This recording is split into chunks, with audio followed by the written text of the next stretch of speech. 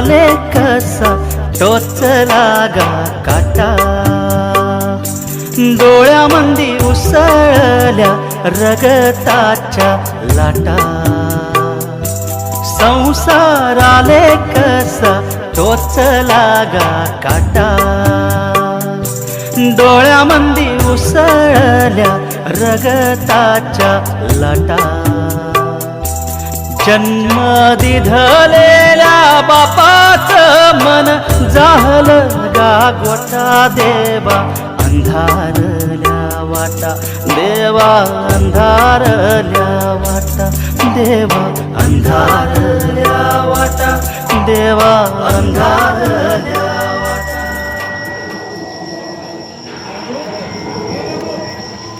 कुठे निघालास तू? कुणी कुणी हात मारली मला?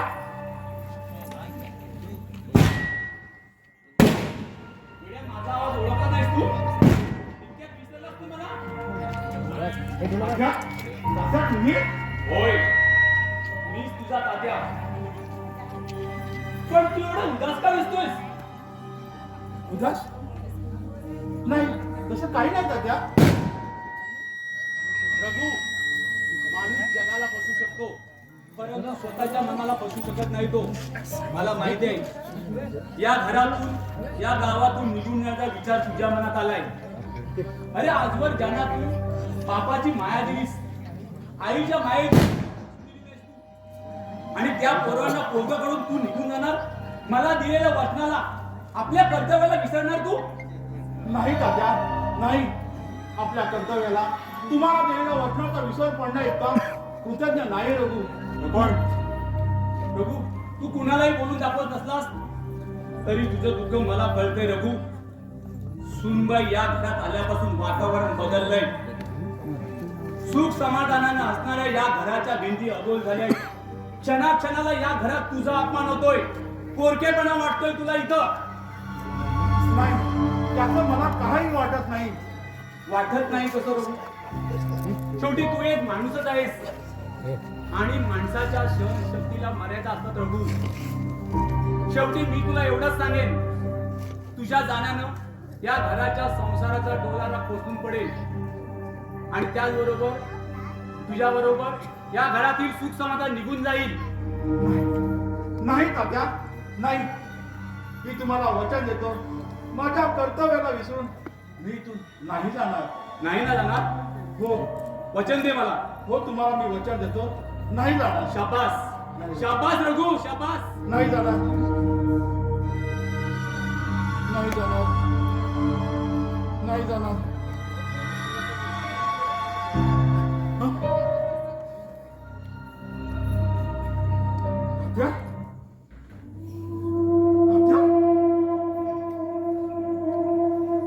माझ्या स्वप्नात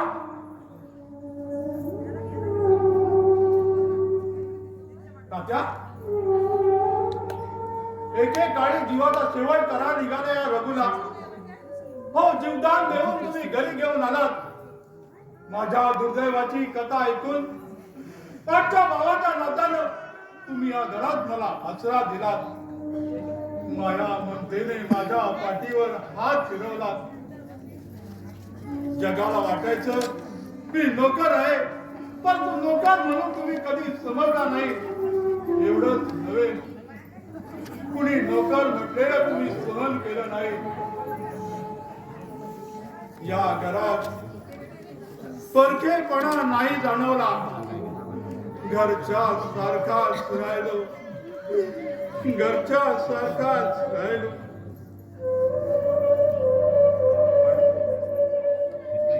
आणि एक दिवस या जगातून तुम्ही निघून गेला, निघून गेला. तेव्हा वाटलं आपण या घरातून निघून जावं,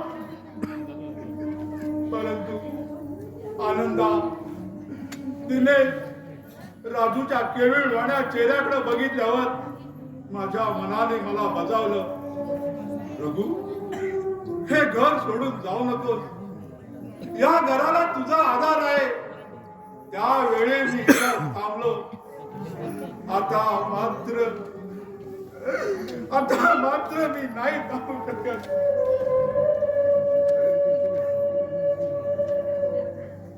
नाही थांबू शकत. रघु काका, रघु काका, अरे असा नाराज का दिसतोय तुम्हाला? नाराज तसं काही नाही. तब्येत बरी नाही की काय तुझी? अरे माझ्या तब्येतीला काय झालंय? माझी तब्येत चांगली धडधाकट आहे. रघु काका, माणसाच्या ओठावरील शब्द कितीही खोटं बोलले तरी चेहऱ्यावरच्या रेषा मात्र नेहमी खरं ते सांगत असतात. तू बाजारात जाणार होतास ना? हो, बाजारात जायला निघालो होतो. नंतर माझ्या लक्षात आलं पैसे कपाटात आहेत आणि कपाटाच्या व्याप सुनबाईकडं. आणि सुनबाई घरात नसून बाहेर फिरायला गेले. हा हो. हो काय? तू वहिनीकडे चाव्या कशाला दिल्यास? अरे 2 दिवसापूर्वी तिने चाव्या माझ्याकडून मागून घेतल्या आणि म्हणाली. काय म्हणाली? तू बोलत का नाही? तसं काही वाईट बोलली नाही ती. रघु काका, ती काय बोलली ते सांग. नोकर माणसावर विश्वास ठेवून आम्हाला आमच्या संसाराचं दिवाळं वाजवायचं नाही असं बोलली. असं बोलली वहिनी? आणि तू मुकाटपणे ऐकून घेतला? आम्हाला कोणाला न सांगता गप्प बसलास तू? अरे या संसाराची मालकी नाही ती. कसली मालकी? काना मागून आली आणि तिकट झाली. या घरात तुझ्या अगोदर आलेली नाही ती. अरे काय झालं तर या घरची सून आहे ती. म्हणून तुला नोकर समजते ती. आता येऊ दे तिला घरी, चांगलं खडसन विचारतो तिला.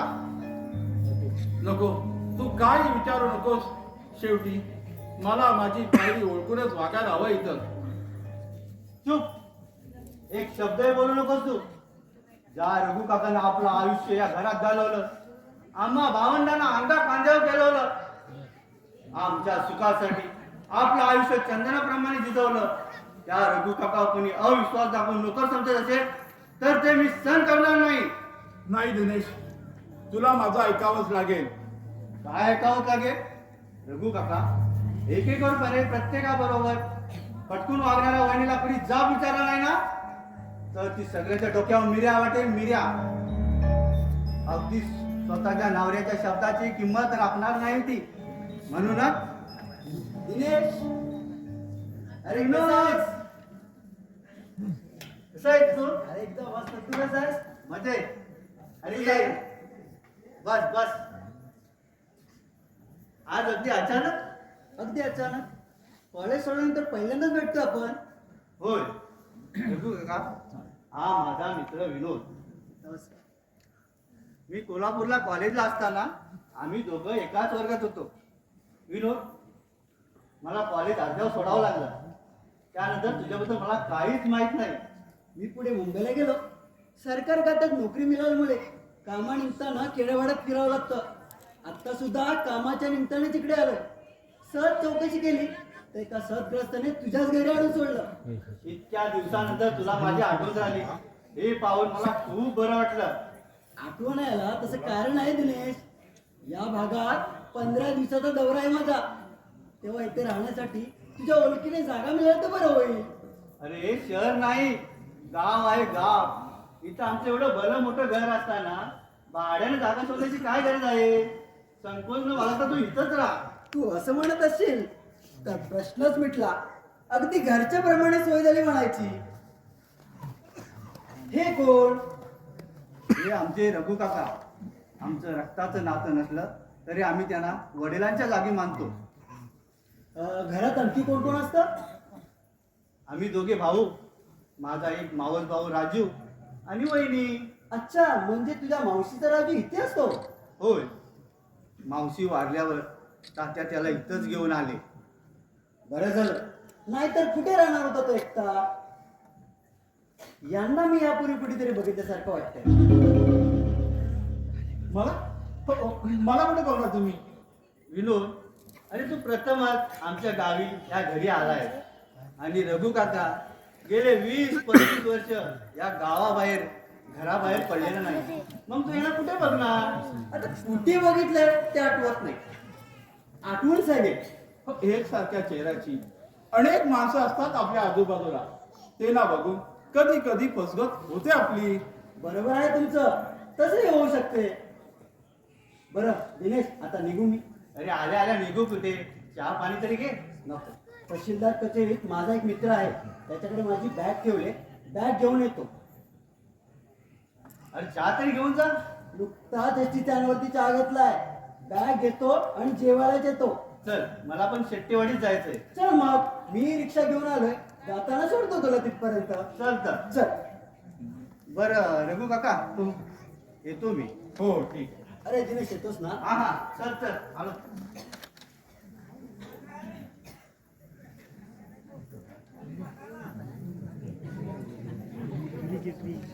मला कुठेतरी पाहिल्यासारखं वाटतं, असं म्हणाला माणूस. आता मला सुद्धा काही आठवत नाही. या घरात येण्यापूर्वी माझ्या आयुष्यातील साऱ्या गोष्टी काल प्रावत वाहून गेल्यात. उरलंय ते कोरडं आयुष्य. आठवण ठेवावी असं एक क्षण नाही माझ्या आयुष्यात. ना रक्ताची माणसं, ना रक्ताची नाती. माया ममतेने वाढलेल्या घरात मान राहणाऱ्या एकट्या दगडाप्रमाणे आयुष्य जगतोय. वाटेचं वाट सरू मान राहणाऱ्या दगडाला देव समजून माझी पूजा बांधतायत. परंतु या घरात येण्यापूर्वीची माझ्या आयुष्याबद्दल यांना समजलं तर नाही, नाही, मी असं होऊ देणार नाही. नाही, मी असं होऊ देणार नाही. नाही, मी असं होऊ देणार नाही. मी असं होऊ देणार नाही.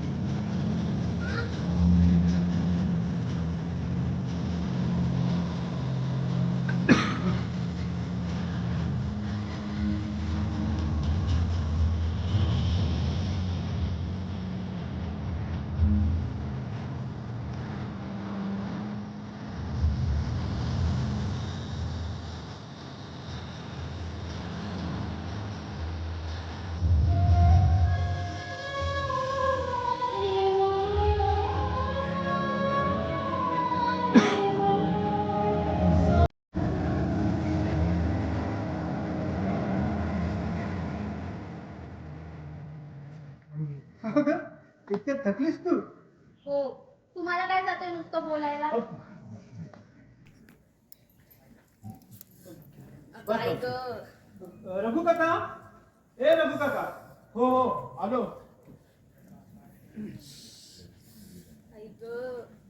आनंदा, बरं झालं लवकर आलात. हो. हो, शहरात वाढलेल्या सुनबाईला इकडच्या उन्हाचे चटके सहन झाले नसते. नाहीतर काय, किती थकायला झाले. चालताना नुसत्या घामाच्या धारा वाहत होत्या. हा सवय नाही ना इकडच्या उन्हातून फिरायची. ओ महाशय, तोंड देखले कौतुक करू नका. अगं आई ग, पाय सुद्धा दुखायला लागले माझे. आता माझं तोंड काय बघत बसलाय? जा जाऊन लिंबाचं पाणी काढून आण जा.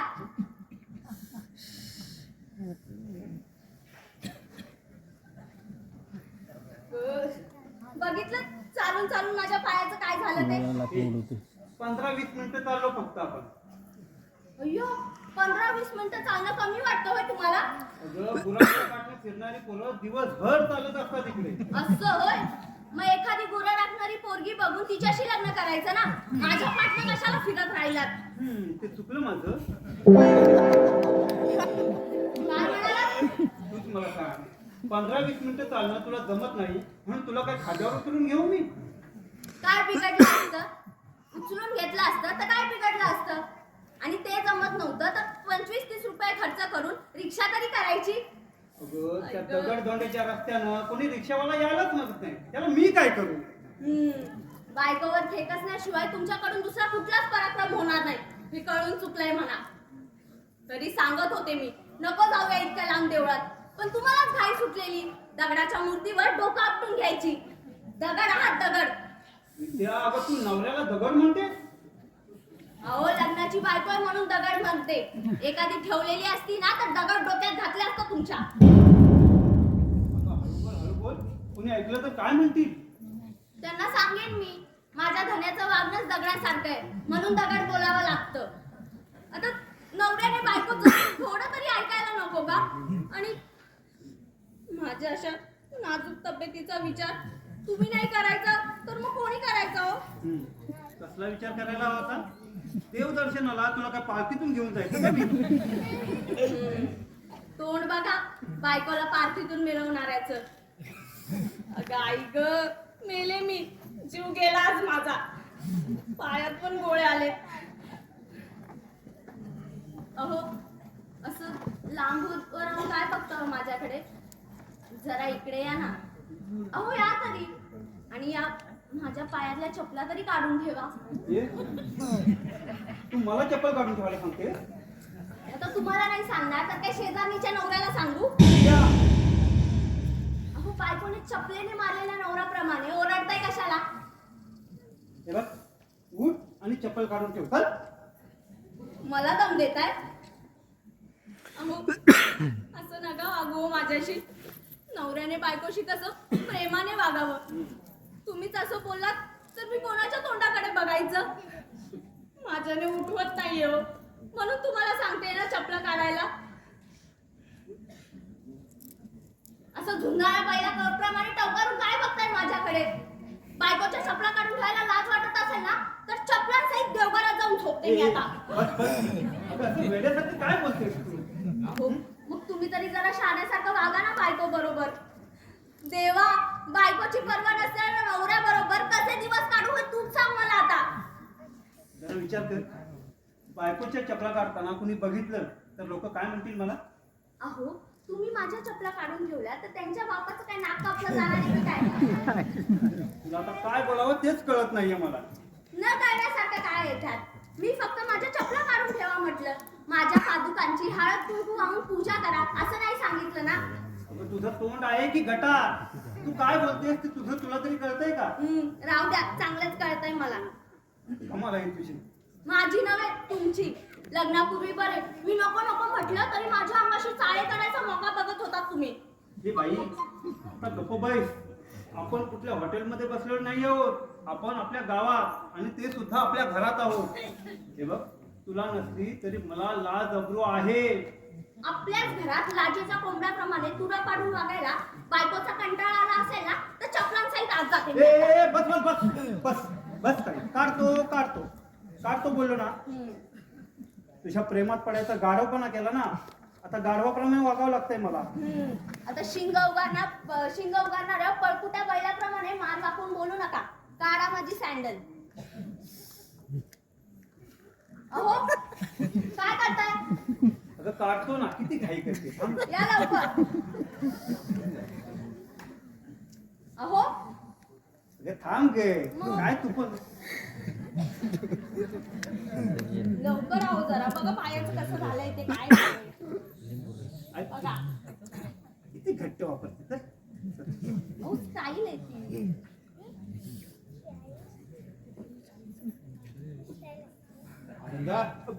रघु काका टाटा टाटा गेला होता याच्या पायात. निघाला काटा. हो निघाला ना. या लिंबू पाणी घ्या.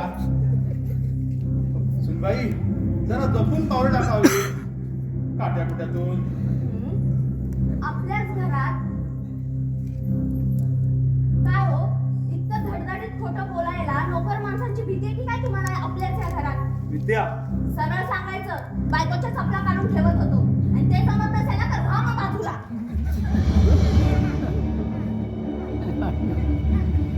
सुनबाई मला तुझं हे वागणं. आम्हा नवरा बायकोच्या भांडणात तुला नाक घुसायची काही गरज नाहीये. विद्या कुणाला बोलतेस तू? आता या रघु काकाशिवाय कोण आहे इथे? तुमच्या नाकाला नुकसान होऊन द्या की काय? काही वाईट नाही बोलले हो मी तुमच्या लाडक्या रघु काकाला. काय आहे ना काही लोकांना सवयच असते नवरा बायको मध्ये बोलत असताना तोंड खुपसून मध्ये मध्ये लुडबुड करायची. रघु काका रघु काका अगं पण लिंबू सरबत घेऊन आला ना तो. मग अहो तुमच्या रघु काकाचं कुठे काय चुकलंय? चुकलंय माझंच. तुमच्याशी लग्न केलं आणि शहरातून इथे आले. काय हे मेलं तुमचं गाव आणि इथली माणसं. वागण्याची बोलण्याची एकालाही शिस्त नाही. खाणेडी एक नंबरची. कामाचं ओझं वाहून उकिरड्यावर लोळणारी गाढवं त्यापेक्षा बरी. विद्या अगं तू तुझ्या सासरच्या माणसांना गाढवात जमा करते आहेस. या आमच्या बाहेर नाण्याने ऐकलं ना तर माझी तर बिन पानाने हजामत करतील ते. राहू द्या उगाच फुल देऊ नका. कोण तो तुमचा भैरा का काना नाना त्याला येऊ द्या माझ्या समोर. त्याची बोलतीच बंद करते मी बरोबर. अहो जिथे पाहावं तिथे आपल्या लग्नाची चर्चा. जो तो कुसबुसतोय. आणि हा या सगळ्यांचा मोरक्या कोण तो? रिक्षावाला. धोंड्या की पांड्या काय म्हणतात तो आपण रजिस्टर पद्धतीने लग्न केलं ना म्हणून लोक चर्चा करतात. घे लिंबू सरबत घे म्हणजे लोक शांत राहील. घे. अहो पण आपण लग्न केलं तर त्यांचं नाक कापलं की काय? कोणाची हिंमत असेल ना तर त्याने माझ्या तोंडावर येऊन बोलावं. तुम्ही मला काय पळून आणून ठेवली नाहीये. लग्न करून आणली ना आपल्या या घरात. हो पण आता वाटते झक मारल्याने लग्न केलं तुझ्याशी. लग्नापूर्वी जगातील सगळ्या पुरुषांना असंच वाटत असतं. लग्नाआधी मात्र लग्न कधी होतंय याची घाई सुटलेली असते. अगं तुझी वागणूक बघून लाज वाटते मला. लाज. बिचारा रघु काका थकलेल्या हाडानं घरातली सगळी कामं करतो आणि तू आयत्या ताटावर बसून देते हेच ना? स्वतःचा नवराच असं बोलायला लागल्यावर इतर माणसं माझी खेटरानं पूजा करणारच ना. बोला बोला वाटते ते बोला. सगळं सहन करावं लागेल मला. आईचा विरोध पत्करून लग्न करून आले ना मी या घरात. आता मूळच्या मी प्रमाणे राहावं हीच इच्छा दिसते मला तुमची. आपल्या घरातली कामं आपण नको का करायला? कामं आपण करायची तर त्या खेळण्या रघु काकाला घरात कशाला ठेवलंय? आईचा बियाला घालायला? एक लक्षात ठेव विद्या, रघु काका या घरचा नोकर नाहीये. तो आम्हाला आमच्या तात्यांच्या ठिकाणी आहे. असं होय? स्वतःच्या बायकोपेक्षा तर कमीच्या नोकराची किंमत अधिक वाटली होती का तुम्हाला? मग माझ्याशी लग्न तरी कशाला केलं तो तुम्ही? गाढवपणा केला मी. गाढवपणा केलात ना. आता गाढवाप्रमाणे लाताना झाडता मी काय बोलते ते नीट लक्ष देऊन ऐका. कोणासमोर मान झुकवायची मला सवय नाही. माझ्या संसारात माझ्या मर्जीप्रमाणे वागणार आहे मी. उगाचच नोकर माणसांना डोक्यावर बसून त्यांच्या मर्जीप्रमाणे वागायला मी माझी अक्कल कुठे घाण ठेवलेली नाहीये. विद्या काय म्हणायचे काय तुला? हेच की आपल्याला आता नोकर माणसांची काही गरज नाही. त्या रघु काकाला म्हणावं तुझी सोय बघ दुसरीकडे. नाही विद्या, रघु काका इथून कुठेही जाणार नाही. असं मग मी जाते आणि मग मी गेल्यावर त्या खेळड्याचे पाय धुवून ते पाणी तीर्थ म्हणून द्या. माझी काही हरकत नाही.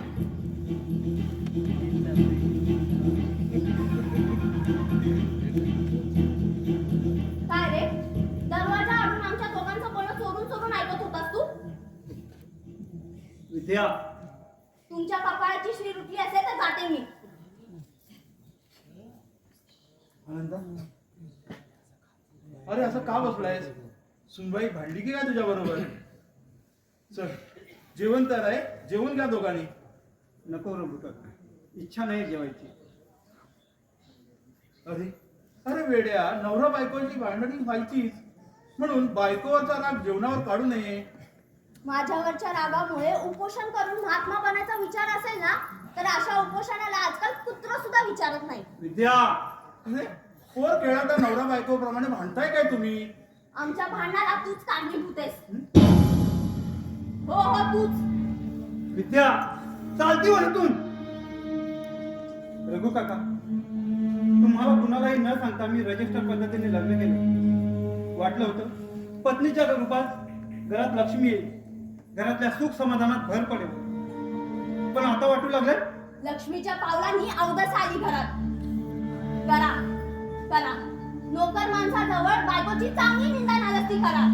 अशा घरच्या लक्ष्मीची नोकर माणसाजवळ निंदा नालस्ती करा ना, तर एक दिवस भीक मागायची पाळी येईल आपल्यावर. विद्या, आनंदा, थांबलात का? या मारा ना मारा. सुनबाई तू तरी. आमच्या दोघांच्या भांडणात तुला मध्ये बोलायचं काम नाहीये. तुझ्या सासूपणाच्या वागण्यावर सगळ्यांचा विश्वास असला ना तरी माझा नाहीये. चल आनंदा, चल.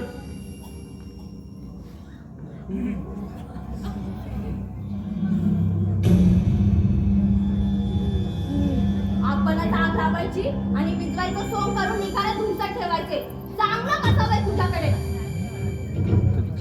विद्या, रघु काकाबद्दल असं काय बोलशील ना तर? कमलाकर, ये. कसा आहे?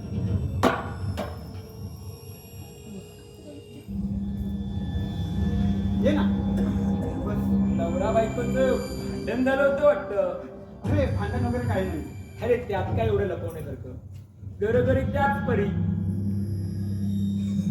ए, तू पुण्याला असतोस ना? नाही बुवा, 17 भानगडी करणारी माणसं आम्ही. कधीच एका ठिकाणी नसतो. कधी पुण्याला तर कधी गोव्याला, कधी मुंबईला तर कधी गावाला. अशी धावपळ असते आमची. आज मात्र मुद्दामून वेळ काढून तुला भेटायला आलोय. तू मात्र लग्नाचं निमंत्रण द्यायला विसरला असलास तरी मी अजून आपली मैत्री विसरलो नाही. अरे रजिस्टर पद्धतीने लग्न केलं ना, म्हणून कुणालाही आमंत्रण दिलं नव्हतं मी. काही हरकत नाही. हे बघ, आता आंब्याचा सीझन असल्याने महिना 2 महिना गावीच आहे. एक दिवस वहिनीच्या हातचं जेवायलाच येतो. अगदी वेळेवर वेळ काढून ये. नक्की. विद्या, ए विद्या, आले 2 कप चहा घेऊन ये. आणते. वहिनीचं नाव विद्या आहे वाटतं. हो. बरं, तुझं कसं चाललंय? म्हणजे लग्न वगैरे केलंस की नाही? नाही, खरं सांगायचं झालं तर लग्न करावंसं वाटत नाही. का रे?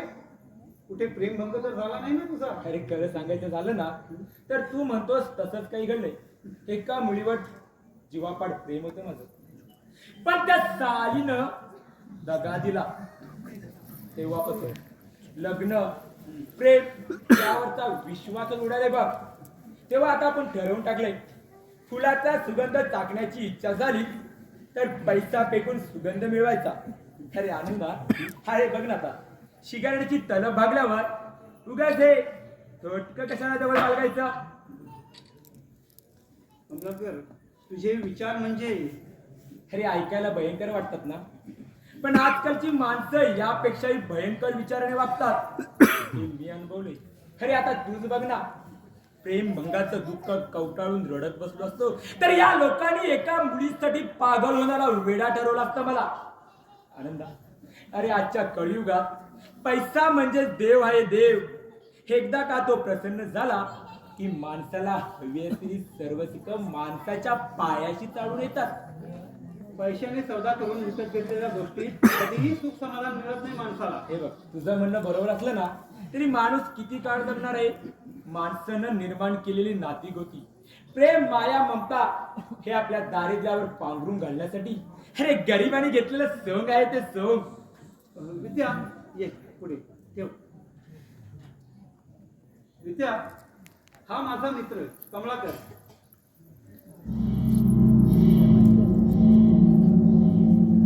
आनंदा, ही तुझी बायको होय?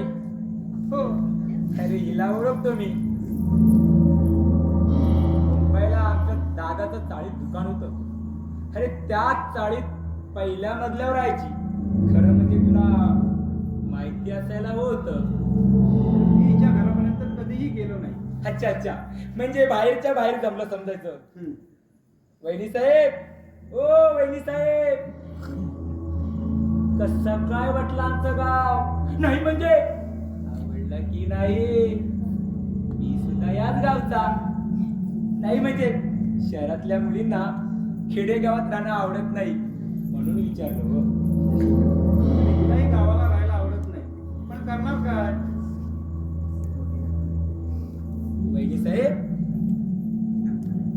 ओ वहिनी साहेब, एक दिवस या आमच्या घरी जेवायला. हो,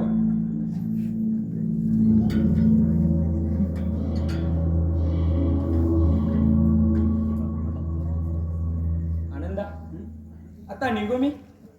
अरे इतकी घाई काय आहे? बस ना. अरे तसा घाईतच आहे. चाललो होतो या वाटेने, वाटलं तुला भेटून जावं म्हणून पुढे आलो. चल येतो. हो. आनंदा, आपलेपणाने सांगतोय, वाईट वाटून घेऊ नकोस. नवीन संसारात हौसमौस करताना, त्या पुऱ्या करताना अरे अनेक अडचणी येतात. शिवाय तुझ्या बेताच्या परिस्थितीची जाणीव आहे मला. अशा वेळी माझ्याकडे यायला, बोलायला संकोच बाळगू नकोस. अरे इतक्या आपुलकीने बोललास, त्यातच सगळं आलं. हे बघ, बोलाची कडी आणि बोलाचा भात म्हणतात ना, त्यातला स्वभाव माझा नाही. कुणाच्याही अडीअडचणीला मदत करताना हात आकडता घेत नाही. चल येतो मी. हो. आनंदा, अरे आता आलेला तो गणपत वाण्याचा कमलाकर ना? हो. त्याच्याशी जास्त जवळीक ठेवू नको, सावध राहा. तुला ठाऊक नसेल, तात्या त्याला दारातही उभा करत नव्हते आणि लोकही त्याच्याबद्दल चांगलं बोलत नाहीत. कमलाकर जगाबरोबर कसा वागतो हे मला माहित नाही, परंतु मला केव्हाही मदत करायचं कबूल केलं त्याने. त्याची मदत घेण्याऐवजी दुसऱ्या कोणाच्या दारात जाऊन हात पसरवली. रघु काका, आमची परिस्थिती नव्हती तेव्हा आमची मावशी स्वतःच्या खर्चात काटकसर करून आम्हाला मदत करायची. दुर्दैवानं मावशी अचानक या जगातून निघून गेली आणि राजूला तिच्या मुलाला तात्याने घरी आणलं. दुर्दैवानं त्याच्यावर तो प्रसंग ओढवला आणि त्याच्या औषधपणामुळे खर्चाची तोंड मिळवणी करता करता नाकी 9 येतात. तुमच्या मावशीने खूप केलं या घरासाठी. त्याची परतफेड म्हणून नव्हे, तर मावशीच्या पाठीमागे आणि राजूला कुणाचा आधार नाही म्हणून त्यासाठी. खरं आहे रघु काका, राजूचं कसं होणार याचा रोज विचार करत असतो मी, परंतु मला काही सुचत नाही. तुम्हाला सुचत नसेल तर मी सुचवते ना. तुमच्या त्या आंधळ्या मावस भावाला कुठल्या तरी अनाथ आश्रमात नेऊन सोडा. तो तिथे आणि आपण इथे सुखात राहू. आणि तेही जमणार नसेल ना तर घरातील बाकीच्यांना विष आणून घाला. विद्या, आता तुला कोणी झपाटले की काय? आजकालची माणसं भूताप्रमाणे वागायला लागल्यावर भूतांनी माणसांच्या वाटेला जायचं कधीच सोडलंय. कळलं? चला आता जेवायला. जा आनंदा, जा जेवण घे. चला म्हणते ना, चला. राजू, राजू, हे आले आंधळे महाराज. आता एकमेकांच्या गळ्यात गळे घालून भरपूर रडा. तेच तुमच्या नशिबात आहे. चला म्हणते ना, चला. अगं पण चला. अरे कशाला बाहेर आलास तू? रात्रभर झोपला होता, झोपलाही नाहीये. रघु काका, एका जागेवर बसून तरी काय करू, कंटाळा येतो. आधीच अंधेपण असल्या या राजूच्या नशिबी आणखी आजारपण. माझे मावस भाऊ असून किती करतायत माझ्यासाठी, किती पैसे खर्च करतायत. हो, हे बघ, बस त्याची काळजी तू करू नकोस. अरे तुझ्या आईने खूप केलं या घरासाठी. त्याची परतफेड करायची इच्छा नाहीये माझी. रघु काका, या घरात रघु काका, माझे मावस भाऊ मला न जाणून देता माझ्यासाठी खूप काय करतायत. परंतु या घरात आलेली वहिनी, अरे तुला काही बोलली का ती? प्लीज तिच्या बोलण्याकडे आणि तू लक्षही देऊ नकोस. मी लक्ष देऊन तरी काय करणार रघु काका? लग्न झाल्यावर माणसाच्या स्वभावात बदल होतो का रे? असं का विचारतेस तू? खरंच सांग रघु काका, तुलाही माझा राग येत असणार. नाही नाही बेटा, नाही. नाही कसं? दादाचं लग्न झालं आणि त्याच्या स्वभावात किती बदल झाला बघ ना. अलीकडे तो माझी विचारपूस करायची सोड, कामाशिवाय कधी बोलत सुद्धा नाही. त्याचही बरोबर आहे, मी त्याचा मावस भाऊ हा कसा आणला. आणल्या भावाची त्याला लाज वाटत असेल. राजू बेटा, अरे आनंद फक्त आपलाच नाही, तो त्याच्या बायकोचाही आहे. त्याची बायको आपली कुणीच नाही, तिचे हे वाग नाही.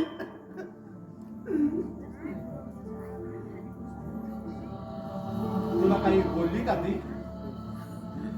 असतो एकाचा स्वभाव राजू बेटा. अरे तुझ्याकडे बघितलं की वाटतं अशा निष्पाप निर्मळ मनाच्या पोरावर ही वेळ येण्याऐवजी अरे परमेश्वराने मला या जगातून नेलं असतं तर हे जग ओझ पडलं नसतं. परमेश्वरालाही माहित आहे रघु काका, या घराला, आम्हा भावंडांना तुझ्याशिवाय कोणाचा आधार नाही आहे. रघु काका, असं कोणतं पाप माझ्या हातून घडलं म्हणून परमेश्वराने ही शिक्षा दिली. राजू बेटा, दैवाच्या तारूस असाच कुणावर तरी अन्याय झाला असतो.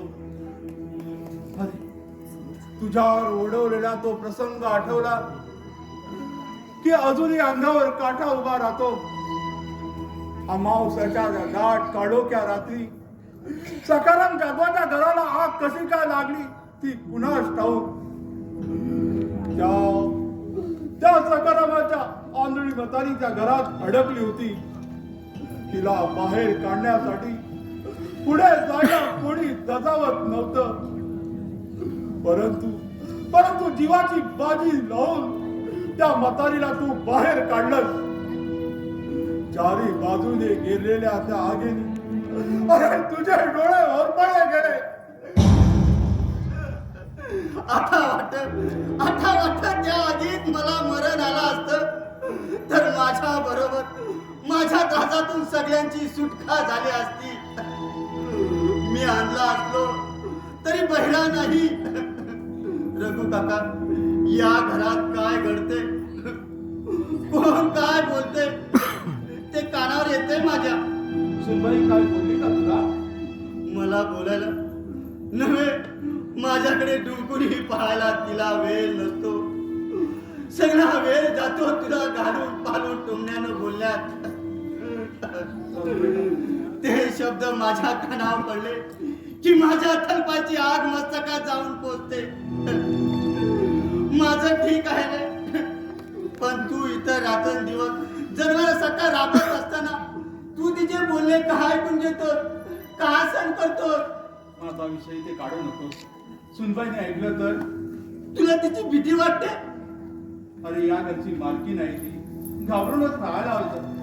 इतक्या वर्ष इथं राहणाऱ्या, इतक्या वर्ष इथं तुझा काहीच अधिकार नाही रघु काका. माझा अधिकार कसला? अरे कोण आहे मी इथला? तात्या असेपर्यंत परकेपणा कधी जाणवला नाही. आता आता जसे देवाच्या मनात असेल तसे दैवाचे भोग भोगलेच पाहिजेत. दैवाचे भोग भोगलेच पाहिजेत. अरे कसलं दैव आणि कसला देव घेऊन बसलाय? या जगात देव असला तर तो चांगल्या माणसाला छेडण्याचं काम करीत असावा. देव देव करून पापाला घाबरून वागणाऱ्या चांगल्या माणसांकडे शेवटी जग पाठ फिरवतं आणि सज्जनांच्या माना मुरगळण्याच्या पाठीमाग मात्र जग भरतच. अशी माणसं खरंच सुखी असतात असं वाटतं तुला? हे मला माहीत नाही, परंतु हे माहीत आहे माणसाच्या अंगात धमक हवी. तू दैवावर लाथ मारून सुख समाधान खेचून आणण्याची. आजकाल माणसाला नीतिमत्तेची भीती नाही, माणूस किती चाड उरलेला नाही. रघु काका, विषारी गरज ओकणाऱ्या काल सर्वांनाही सुगंध देणारे तुझ्यासारखे मानवरूपी चंदनाचे वृक्ष आहेत आपल्या समाजात. त्याच्यात पुण्यायो चालले या पापी जगाचं राट गाडग. राजू, तुला पटतंय ना माझं बोलणं? मला पटलं न पटलं मी काय करणार? मी हा असा असा म्हणजे कसा? राजू, तुला मी बजावून सांगितलंय, स्वतःला काही वाईट वाटून घ्यायचं नाही. तुझ्यासाठी प्रत्येक दिवशी धडपड करणं विचार करतोय मी. वेळ आली तर स्वतः राम राहील, परंतु तुला पुन्हा दिसायला लागेपर्यंत माझ्या मनाला समाधान लागणार नाही. माझ्या सगळ्या प्रयत्नांना अपयश आलं तर माझे डोळे काढून तुला बसवी नाही असं मी मावशीला वचन दिलंय. नाही. रघु काका, राजूला बाहेर अंगात नेऊन बसव. हो, मोकल्या हवेत. चल राजू. चल. सावकाश.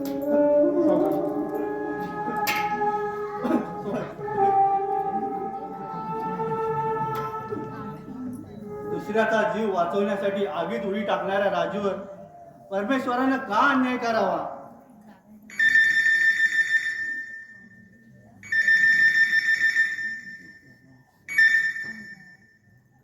हॅलो, अरे कोण? विनोद? अरे बोल बोल. अरे मी हो घरीच आहे. एसटीची वाट बघू नको, रिक्षा करून लवकरच ये. हो हो ठीक आहे, लवकर ये. ओके.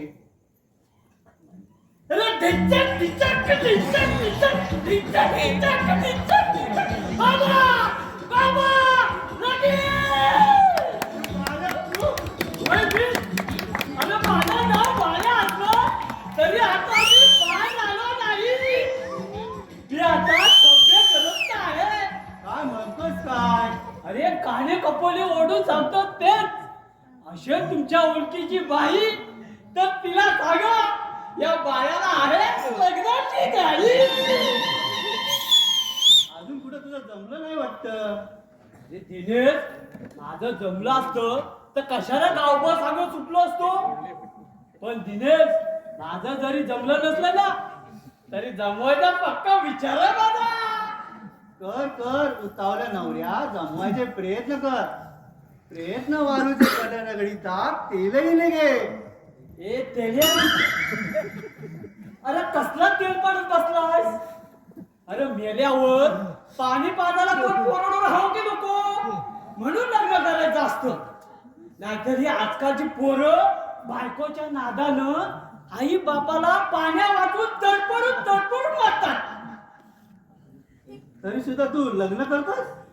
अरे कसं करावं वाटतं. अरे लोकांच्या लग्नातल्या करवल्या बघितल्या ना की आपण कधी कुचकुच होत रे. अरे पिकलेले आंबे बघितले ना की एका मागून ये. अरे बस. दगड मारले पण आंबा काय पडलाच नाही. शेवटी तो दगड माझ्या डोक्यात पडून मी रक्तबंबाळ झालो या प्रेम भंगानं. बरं झालं. काय बरं झालं? घायल झालेल्या प्रेम वीरानं अजून जिद्द सोडलेली नाही. आजवरच्या माझ्या दगाबाद प्रेयसीची शपथ घेऊन सांगतो, यंदा कर्तव्य आहे म्हणून रोज सकाळी उठून मी माझ्या सगळे स्वरांकडे जातो आणि त्यांना सांगतो, असे तुमच्या ओळखीची मुलगी किंवा बाई, पण लक्षात ठेवा या बाळाला आहे लग्नाची घाई. हे दिनेश, आता तूच मला सांग, या लग्नाच्या बाबतीत मी कसं रे असं कन्नशिबी. ए बाळ्या, अरे सांगतो. अरे हो. अरे असा रडतोस काय पोरीसारखा? उठ. अरे या पोरी अशा रडत बसत नाहीत, आपल्या मनात भरलेल्या पोराला पटवतात आणि आयुष्यभर रडायला लावतात. हे दिन्या, तू मला एक बायको बघ, ती कशी असली तरी चालेल, फक्त ती बाई हवी याची माझी मूर्ख आहेस तू. नाही तर काय, मी कुणाची बायको मागायला गेलो तर लोक मला जोड्यानं मारतील. का? अरे बायको नव्हे, पोरगी म्हण पोरगी. अरे आता तो जमाना झाला नाही फक्त कुमरकीशी लग्न करावं. पूर्वी पुरुष एक नव्हे, दोन नव्हे, तीन नव्हे, चार चार बायका करायच्या. पण आता तो जमाना बदललाय.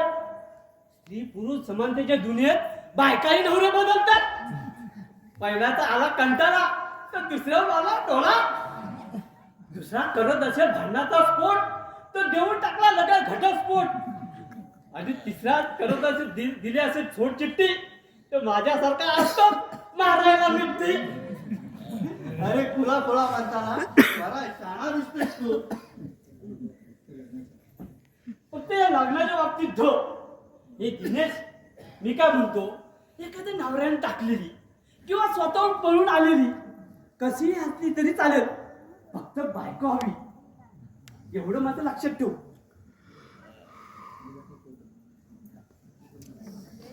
मी खात्री करून घेऊ. अरे बाबा, आजकालच्या कपड्याच्या फॅशन मुळे बाह्य कुठची आणि बुवा कुठचा हे ओळखणं कठीण. अरे पूर्वीच्या बायका नऊवारी अंगावर साडी नेसायच्या, पण आताच्या पोरी पॅन्ट आणि शर्ट घालून कमर आणि पोट ठेवतात उघडा. अरे दिनेश, तुला म्हणून सांगतो, 6 महिन्यापूर्वी असं मी प्रेमात पडलो होतो. आम्ही पळून जाऊन लग्न करायचं ठरवलं होतं. मग काय झालं? माझ्या प्रियसीचं गुपित मला काय आलं. तिचं कुठं लफडं होतं की काय? अरे तिचं लफडं असतं ना तरी मला काही वाटलं नसतं. अरे पण तिच्याकडे लफडं करण्यासाठी काहीच नव्हतं. अरे मी तिच्याबरोबर प्रेम करत होतो ना, ती बाई नव्हती तर ती सटका होती. हे अगोदर तुला कळलं नाही? अरे कसं करणार? माझ्या मित्राने मला सांगितलं. त्या दिवशी माझ्या मित्राने मला सांगितलं. आता तू मला सांग, लवकरात लवकर बायको कशी मिळेल? असं वेड्यासारखं बायको बायको करीत फिरायचं नाही. आपल्याला आहे लग्नाची घाई, हे कुणाला दाखवायचं नाही. अरे बाबा, मी घाई केली नाही ना तर माझ्या बाबा माझी बायको घरा येण्याआधी आई घेऊन येतील मला. एवढं काटावर ते. काय म्हणतोयस काय? या वयात तुझे बाबा लग्न करताय? अरे तरण्याचं झालं कोळस आणि म्हातारा घालतोय बारसं.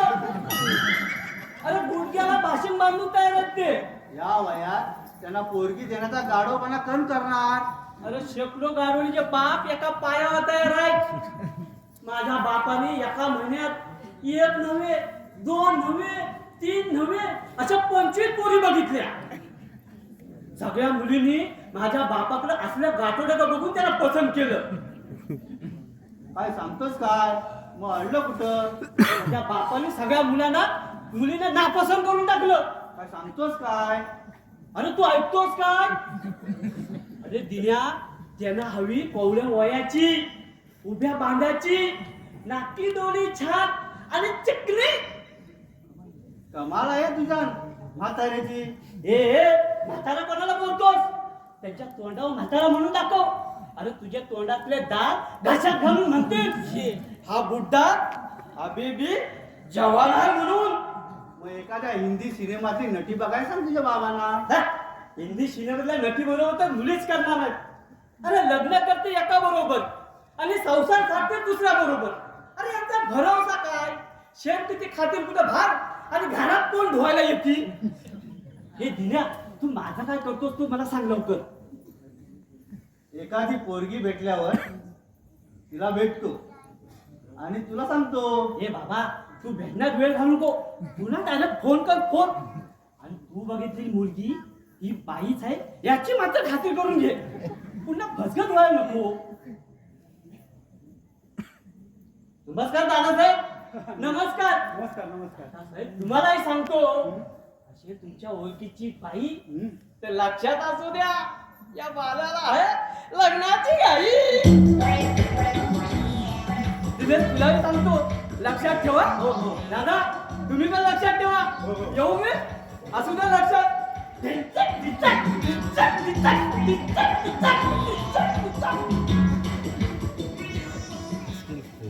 दिनेश, राजूची औषधं संपली होती ना?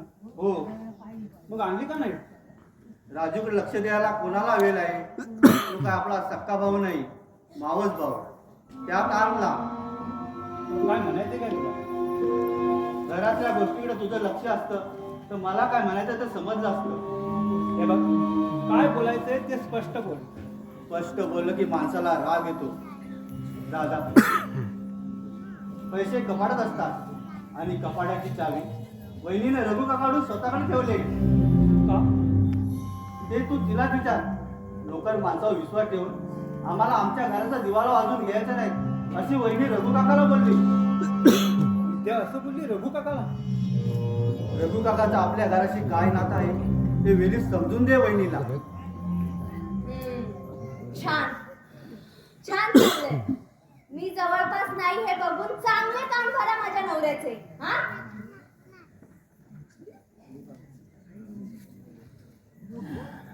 रघु काका, ए रघु काका. आता त्या रघु काकाच्या नावाने कशाला पोकलताय? मी आहे नाही ते. काय हवंय ते मला सांगा. दिनेश, तू आज जा. ठीक आहे.